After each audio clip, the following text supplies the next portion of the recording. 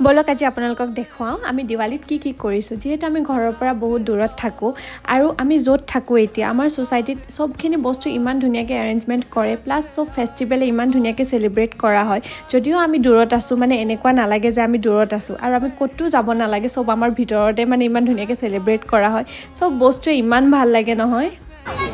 pizza dosa খাম মই আজি ফাৰ্ষ্ট টাইম আপোনালোকে কেতিয়াবা পিজ্জা ডোসা ট্ৰাই কৰিছেনে যদি কৰিছে আপোনালোকৰ কেনেকুৱা লাগিছে মোক কমেণ্টত জনাবচোন আৰু এই আইৰাকো মই খুৱাব লৈছোঁ কাৰণ আমি যিটো খাওঁ নহ'লে তাই সেইটোৱে খাব ইচ্ছা কৰে তাৰ কাৰণে মই ঘৰৰ পৰাই এনেকৈ লৈ যাওঁ আৰু লাষ্ট এটা কুলফি মই মানে ইমান বেছি ভাল পোৱা হৈছোঁ কুলফি খাই পেলাই বাৰু মইতো ডেইলি খাব নোৱাৰোঁ কাৰণ মোৰ অকণমান প্ৰব্লেম হয় ঠাণ্ডা খালে কিন্তু এনেকুৱা এটা দিনত আৰু নাখাই কেনেকৈ থাকিম বাৰু আৰু এতিয়া ঘৰ আহি পেলাই আইৰাক মই মূৰ মালিচ কৰাত লগাই দিছোঁ